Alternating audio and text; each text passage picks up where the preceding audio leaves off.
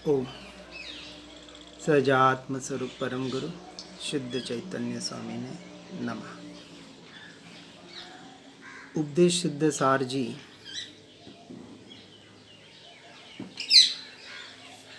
गाथा 32 में देखा कि जिस प्रारब्ध को भोगे बिना दूसरा कोई उपाय नहीं, वह प्रारब्ध ज्ञानी को भी भोगना पड़ता है।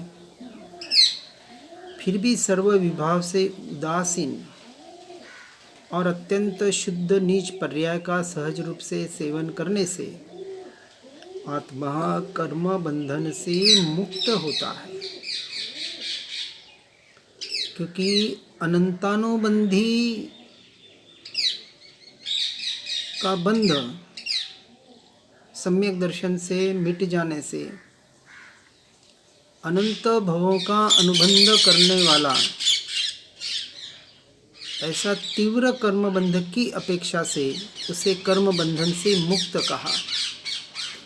शायिक संकित हो जाए तो एक ही भव में या ज़्यादा से ज़्यादा 3 भव, उपशमिक हो तो ज़्यादा से ज़्यादा 15 भव, और बाई चांस गिर जाए तो अर्धपुद्गल परावर्तन।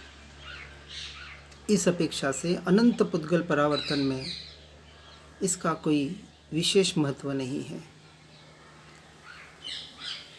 ऐसा श्री जिनेंद्र परमात्मा ने जिनवाणी में कहा है। इसको श्रद्धान सहित स्वीकार करने से आत्मकल्याण होता है। तो प्रश्न होता है कि जिनवाणी की प्रामाणिकता क्या है। इसमें गाथा 33 में बता रहे हैं कि 52 अक्षर जो शुद्ध कहलाते हैं, उन 52 अक्षरों के संयोग से कौन से स्वर और व्यंजन, यह सारे 52 अक्षर शुद्ध बताए, अ आ इ ई आदि, और इन्हीं के संयोग से शास्त्र ग्रंथ पुस्तक आदि की रचना होती है। ज्ञानी अज्ञानी द्वारा इसका जैसा प्रयोग किया जाता है वैसे शब्द भाषा और अर्थ बनते हैं। इसलिए अमृतचंद्राचार्य जी ने अपने समय सार जी के अंत में लिखा है, अक्षर से शब्द बने, शब्द से वाक्य बने और वाक्य से शास्त्र बने। इसमें हमारा कुछ भी नहीं है। ऐसे जिनेंद्र परमात्मा की दिव्य ध्वनि द्वारा शुद्ध अक्षर स्वभावी ज्ञान स्वभावी भगवान आत्मा का भव्य जीवों को उपदेश दिया जाता है, और उनकी वाणी का संग्रह जिनवाणी कहलाती है। और जिनेंद्र परमात्मा वितरागी सर्वज्ञ हितोपदेशी आप्त है, और इनके द्वारा कथित जिनवाणी महामांगलिक, शोभनिक, जयवंत, कल्याणकारी और महासुखकारी है, ऐसा श्रद्धान करना ही पड़ेगा। इसके बगैर जीव आगे कैसे बढ़ेगा। और जिनवाणी अर्थात शास्त्र, उसके स्वाध्याय से अर्थबोध ज्ञान, और उससे भेद विज्ञान, और भेद विज्ञान से आत्मज्ञान पैदा होता है। जिनेंद्र के वचन सत्य है, ध्रुव है, प्रमाण है। यही जिनवाणी की वास्तविक प्रामाणिकता है। परंतु उसे यदि यथार्थ रूप से समझा जाए तो, अन्यथा कहते हैं कि शास्त्र भी शस्त्र का काम कर सकता है। कषाय बढ़ाने में साधनभूत कारणभूत हो सकता है, यदि सच्ची सही समझ न हो तो। इसलिए वीतरागता बढ़े और कषाय घटे, हमें अपना प्रयोजन देखना है कि वास्तविक सुनने पढ़ने के बाद जिस जिनवाणी को हम अपने जीवन में उतारने का प्रयास कर रहे हैं, जिसे द्वादशांग वाणी भी कही जाती है, ऐसे द्वादशांग वाणी के द्वारा यदि वीतरागता न बढ़ती हो, कषायों का दमन या घटना न होता हो, और सिर्फ परद्रव्य प्रभावों में ही उपयोग जा रहा हो, परद्रव्य परभावों के प्रति उदासीनता, वैराग्य वृत्ति, संसार के क्षणभंगुरता का एहसास न हो रहा हो तो समझना कि कहीं न कहीं गड़बड़ है। और गड़बड़ शास्त्रों में नहीं, हमारे समझने में गड़बड़ है। शास्त्र अपनी अपनी अपेक्षा से कथन करते हैं, लेकिन उस अपेक्षा को यदि यथार्थ रूप से न समझा जाए, जब निश्चय की वाणी होती है तब व्यवहार गौण होता है, और व्यवहार की वाणी होती है तब निश्चय गौण होता है। अपनी अपनी योग्यता के अनुसार उसका हमें परिणमन करना है। और वितरागता बढ़े और कषाय घटे, ऐसा जिसका प्रयोजन हो वही सतशास्त्र है, वही जिनवाणी है। मोक्ष मार्ग तो वितराग भाव है। अतः जिन शास्त्रों में किसी भी प्रकार से, श्रीमद जी भी कहते हैं, निर्दोष सुख निर्दोष आनंद जहाँ से मिले वहाँ से ले। हम नहीं कहेंगे कि हमारे पास ही आ, परंतु हमने जितना पढ़ा है, सुना है, जाना है कि वितराग परमात्मा की वाणी सर्वार्थ सत्य है, ध्रुव है और प्रमाण है। अपने अनुभव के आधार पर हम बता रहे हैं कि जिसके द्वारा मोह राग द्वेष आदि भावों का निषेध होकर वितरागता को प्रकट करने में, उस अनुरूप वितराग भाव की प्राप्ति रूप प्रयोजन प्रकट करने में यह शास्त्र पढ़ने सुनने योग्य है। और यदि वास्तविक मोक्ष का मार्ग चाहते हैं, यदि आपके पास समय है तो 6 दर्शन का भले आप अभ्यास करें। श्रीमद जी ने तो 6 दर्शन का पूरा टेबल दिया हुआ है। इसलिए जो पुरुष भक्ति से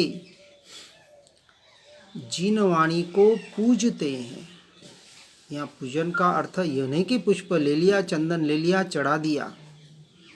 पंडित पूजा में हमने देखा, वास्तविक पूजन का अर्थ वह है कि उस शास्त्रों के द्वारा उनको पढ़कर, सुनकर, समझकर जब तक अपने जीवन में न उतारा जाए तब तक सच्ची पूजा नहीं है।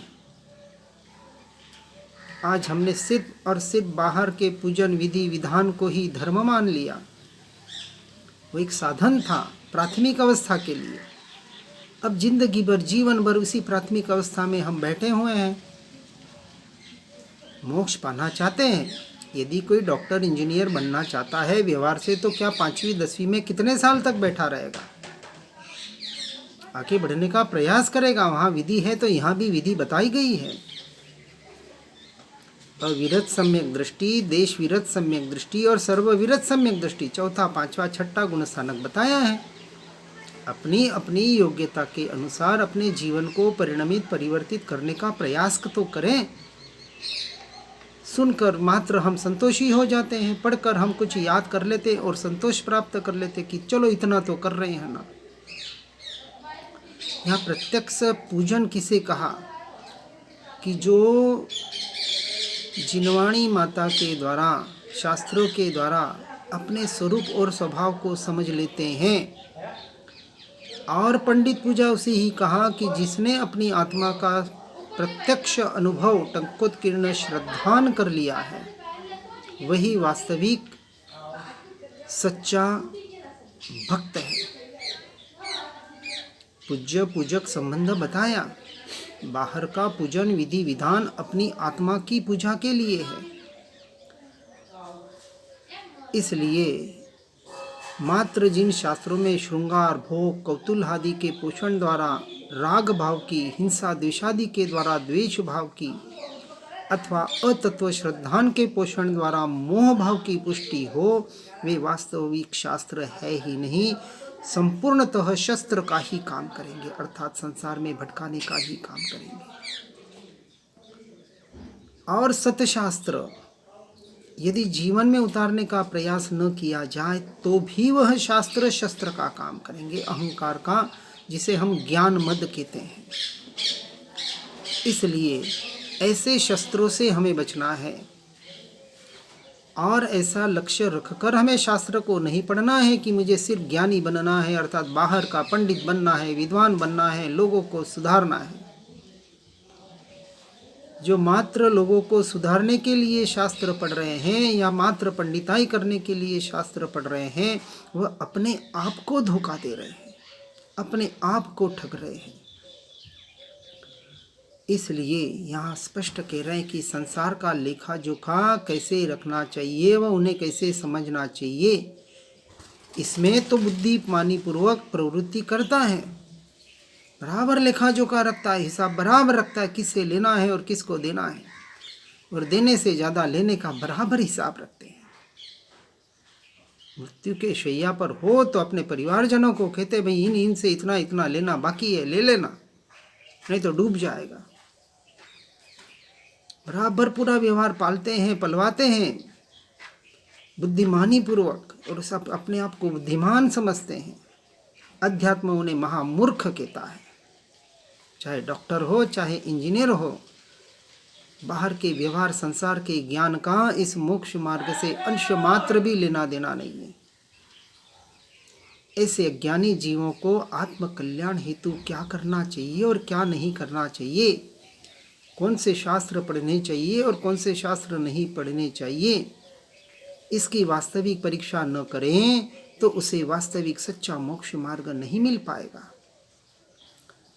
4 विकथा तो कही, श्री कथा, भक्त कथा, देश कथा, राजकथा आदि जो बताएं, ये तो विकथा है, संसार में भटकाने ही वाले हैं।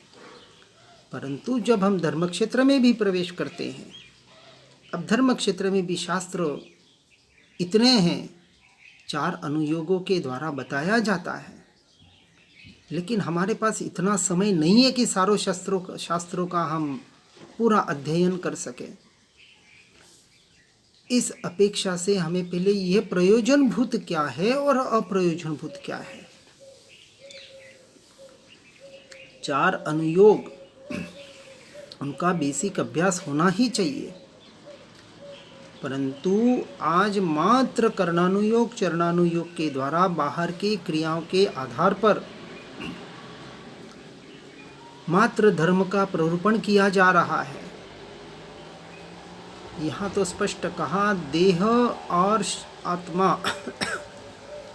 अर्थात पुद्गल और जीव, ये 2 द्रव्य संपूर्णतः भिन्न हैं, न्यारे हैं। एक द्रव्य दूसरे द्रव्य का अंश मात्र भी कार्य नहीं कर सकता।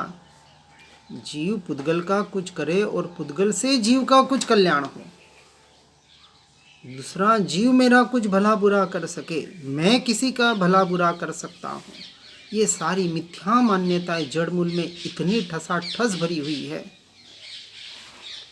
कि वक्ता को शास्त्र वाचन कर आजीविकादि आदि लौकिक कार्य साधने की इच्छा हो जाती है। इसलिए ऐसे शास्त्र भी शस्त्र का काम करते हैं। ठीक है, किसी अपेक्षा से उसका संपूर्णतः निषेध नहीं किया है,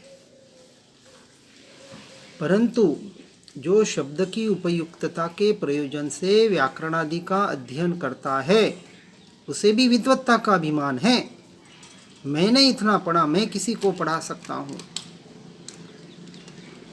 आज जबकि उन पूर्व भाषा में प्रचलित ग्रंथों का अर्थ हमें प्राप्त हो रहा है। पूर्व में अर्धमागधी चलती थी, संस्कृत चलती थी, उस वक्त उन भाषाओं की बहुत ज़रूरत थी। आज इतनी सी ज़रूरत है कि उन ग्रंथों के जो सूत्र हैं उनको हम अच्छी तरह से समझ सकें, और आज इतने अनुवाद हमें प्राप्त हो रहे हैं, फिर भी हम उन्हीं के पीछे पड़े हुए हैं। क्या हम संस्कृत और अर्धमागधी पढ़कर समझकर कुछ नया अर्थ निकालना चाहते हैं? और नया अर्थ निकालेंगे तो पुराने का वाद विवाद हो जाएगा, अर्थात पुरानों ने गलत अर्थ निकाले, यही हो जाएगा।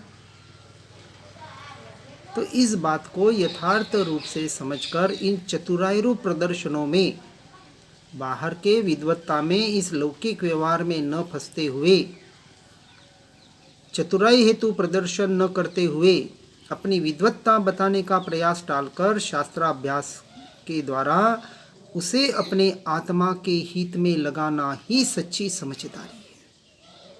मोक्ष का मार्ग चाहिए तो उन शास्त्रों का हो सके उतना एकमात्र अपनी आत्महित के लिए, अपने तत्व का निर्णय करने के लिए उपयोग करना, वही सच्चा मुमुक्षु है।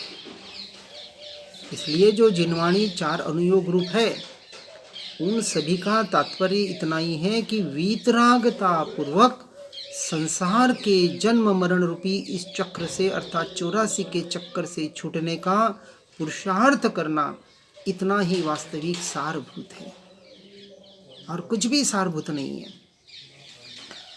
और जिसे जिनवाणी रूपी समुद्र मंथन से शुद्ध चिद्रूप रत्न प्राप्त हुआ है,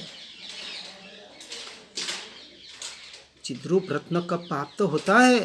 रत्न मणि मोती खोजने के लिए सागर से, किनारे से दूर जाते हैं और गहराई में जाकर उसके तल तक पहुंचने का प्रयास करते हैं, तब जाके अमूल्य रत्न मिलते हैं। इसीलिए यह जो जिनवाणी जो समुद्र रूपी है, उसका मंथन करना पड़ेगा। उसका मंथन करने के लिए किनारे पर सिर्फ बैठे रहेंगे, लौकिक और लौकिक धर्म में ही बैठे रहेंगे, लोग लाज को देखते रहेंगे, लोग संज्ञा ओक संज्ञा में अटके रहेंगे, तो इस किनारे से दूर कब जाएंगे और दूर जाकर अंदर में डुबकी कब लगाएंगे। इसलिए जब तक डुबकी लगाकर इनका मंथन नहीं किया जाएगा और शुद्ध चिद्रूप रत्न के प्राप्ति के लिए सत्य यथार्थ पुरुषार्थ नहीं किया जाएगा, तो यह मार्ग वास्तविक फिर बहुत विकट हो जाता है नहीं है, हमने बना के रखा है। इसलिए वह मुमुक्षु जिसे समुद्र मंथन से शुद्ध चिद्रूप रत्न प्राप्त हुआ है, यहाँ से कुछ लग रहा है कि मैं इसके नज़दीक पहुँच रहा हूँ, वह चैतन्य प्राप्ति के परम उल्लास में कहता है कि मुझे सर्वोत्कृष्ट ऐसा चैतन्य रत्न, चैतन्य हीरा प्राप्त हो चुका है, या प्राप्त होगा, क्योंकि मैंने उसके लक्षण समझ लिए हैं। अब मैं भूलकर भी नहीं भटकूंगा। अब मुझे अन्य कोई कार्य नहीं, अन्य कोई वाच्य नहीं, अन्य कोई ध्येय नहीं, अन्य कुछ भी श्रेय नहीं। यही वास्तविक जिनवाणी माता की सत शास्त्रों की पूजा है। बाहर से अष्ट प्रकारी पूजा का विधान जिनवाणी का पूजा नहीं है। उसके पढ़कर सुनकर वो तो पूजा कर लिया, उसको कपड़े में बांध दिया और फिर रख दिया अंदर, पूरे साल भर देखने की जरूरत नहीं। जब वापस वो ज्ञान पंचमी या कुछ आते हैं ऐसे, तो निकाल लें और उसकी पूजा कर लें, वापस रख दें। इसके लिए ग्रंथ नहीं लिखे गए। ग्रंथ पढ़कर सुनकर समझकर उससे अपना आत्महित कैसे साध सकते हैं, इसके लिए ग्रंथों की रचना की जाती है। अब यहाँ प्रश्न होता है कि जिनवाणी द्वारा चैतन्य आत्मा को जान लेने से क्या लाभ है।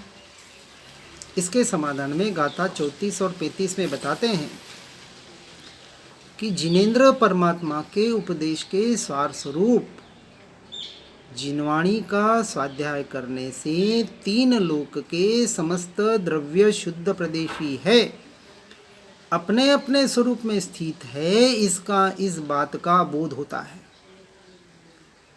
जब कहा 6 द्रव्य स्वतंत्र, संपूर्ण स्वतंत्र, हर द्रव्य के गुण स्वतंत्र, हर गुण की पर्याय स्वतंत्र,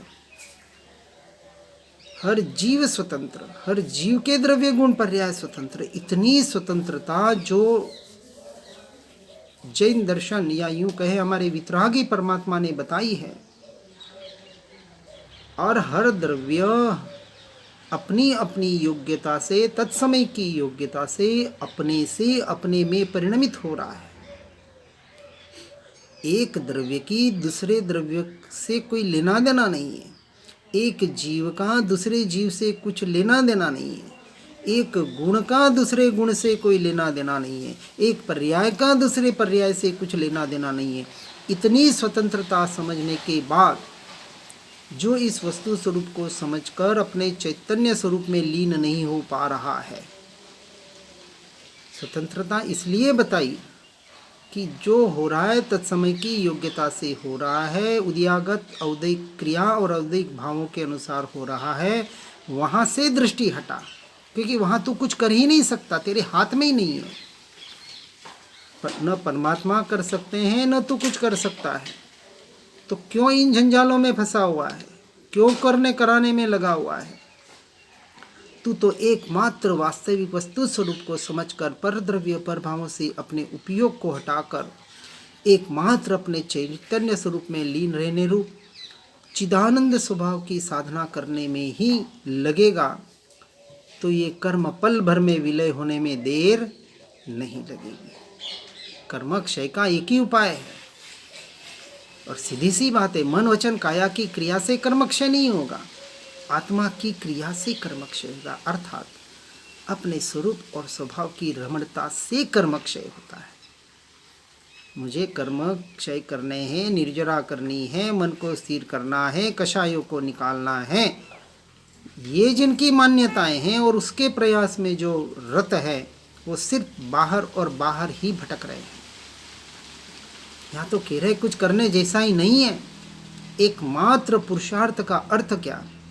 अपने स्वरूप और स्वभाव को यथार्थ रूप से सुनकर समझकर जिनवाणी के द्वारा, श्रवण सत्संग स्वाध्याय के द्वारा अनादि काल का जो ये अज्ञान दशा, ये जो मिथ्यात्व भाव अर्थात परद्रव्य पर भावों में एकत्व, ममत्व, कर्तृत्व और भोक्तृत्वपना, ये 4 प्रकार की जो बुद्धि बताई है, इनसे छुटकर इन्हीं का सहारा लेकर यह मैं मेरा अपना, ये कर्ता भोक्ता अपना अपने स्वरूप और स्वभाव में लगाने का प्रयास करना, इसका नाम पुरुषार्थ है। ये क्रिया हुई व्यवहार की अपेक्षा से, और इस क्रिया से ही मोह राग द्वेष रूपी विषय